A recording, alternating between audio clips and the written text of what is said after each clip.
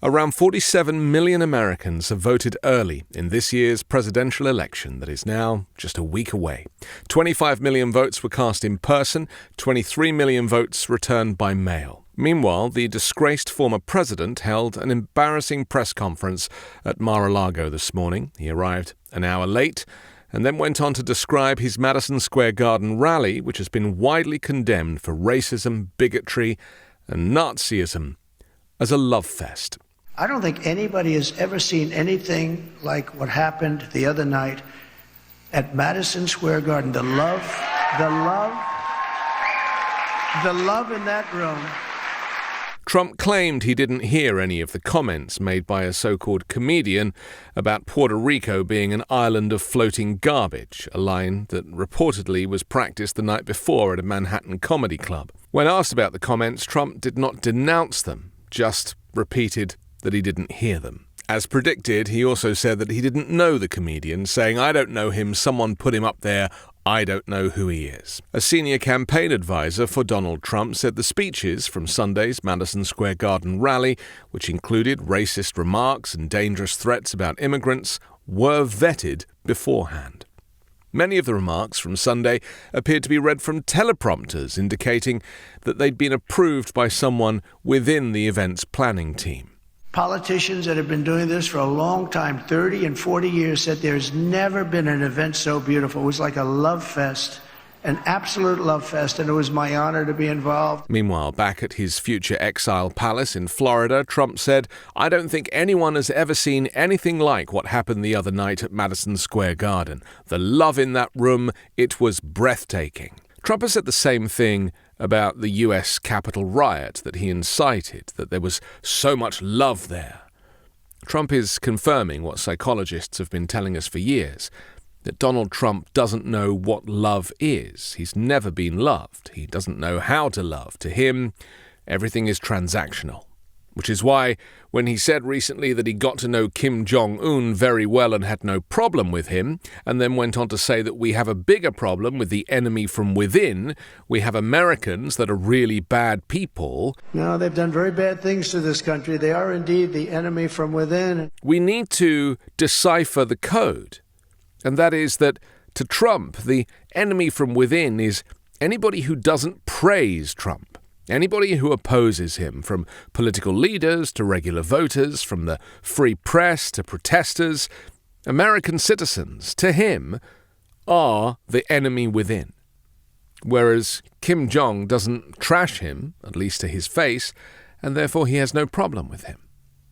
He can ignore the threats of military action, or Kim's support of Russia in Ukraine, or his restrictions on freedom of expression, their forced labor rules, including of children, food insecurity, and that for North Koreans leaving the country without permission is a crime of treachery against the nation, punishable by death.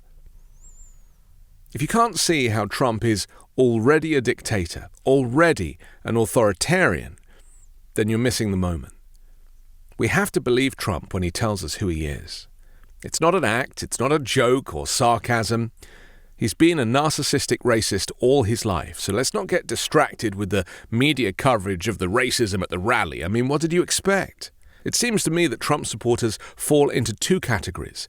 The brainwashed MAGA merchandising cult, who follow him everywhere with flags, and the former Republicans who choose corporation tax cuts over humanity, who are generationally racist and misogynistic. Maybe not as much as Trump himself, but just enough to connect with him, to be tickled by this common ground where Trump says the quiet parts out loud in a way the closet racists wish they could. I see few redeeming features in people that choose big business over their own rights, regulations that keep them safe, international allegiances with allies rather than enemies, and this mass hysteria over immigration, considering this is a nation of immigrants. I just want to interrupt myself for a moment to ask you to support me and independent journalism by becoming an exclusive member of this YouTube channel. You'll receive members-only content, early access to videos, monthly live-streamed Q&As, and much more. It costs just $3 a month for membership, which goes towards helping me grow the channel and create factual, accurate news commentary for those who need it most.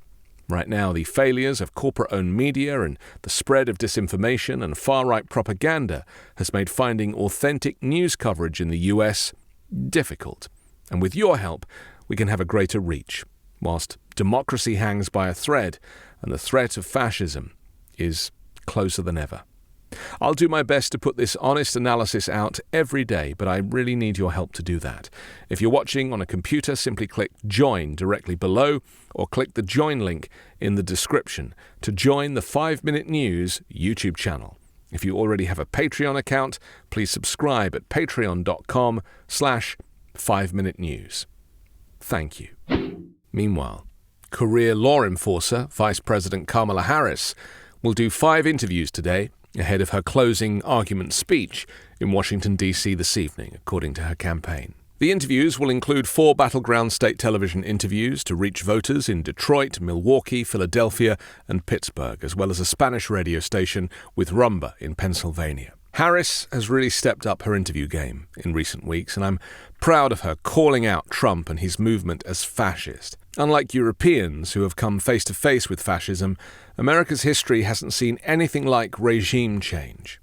Trust me, it will affect everything we do and how we live. Trump and Vance like to publicly brush it off, but secretly, they're proud of being next in a long line of dictatorships. Their policies, their rhetoric, their empty threats, they all follow the language patterns of the rise of fascism, some of it word for word. From poisoning the blood of the country to America is for Americans only. We'd better wake up to what's coming. The national polls are getting closer as Election Day draws nearer. As I said yesterday, I believe it's all part of Donald Trump's plan to claim the election was fraudulent, and for his secret plan with MAGA Mike Johnson to steal it is now in place. Now, let's not forget that Speaker Johnson himself is also an insurrectionist and promoted perhaps the most far-fetched conspiracy theory bouncing around at the time, that 2 voting technology companies, Smartmatic and Dominion Voting Systems, flipped millions of votes from Trump to Biden as part of an international plot. These claims were false. Dominion and Smartmatic later filed defamation lawsuits against many of the pro-Trump media outlets and figures who peddled the lie, though they didn't sue Mike Johnson. Fox News settled with Dominion for more than $787 million. Johnson later recruited a majority of House Republicans to endorse a Trump-backed lawsuit seeking to invalidate the results from 4 key states that Trump lost: Pennsylvania, Georgia, Michigan, and Wisconsin. The Supreme Court swiftly rejected the case.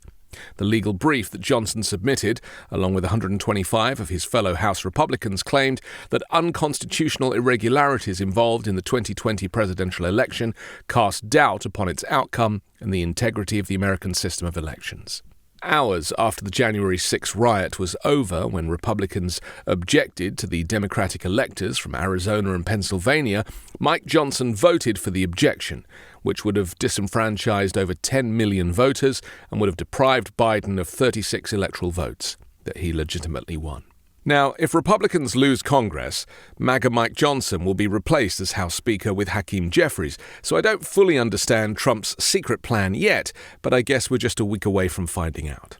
It's still bonkers to me that the man who tried to overturn the election because he didn't like the outcome is allowed to run for election again and has a plan to overturn it again, and we're all just having to sit here and wait for it to happen.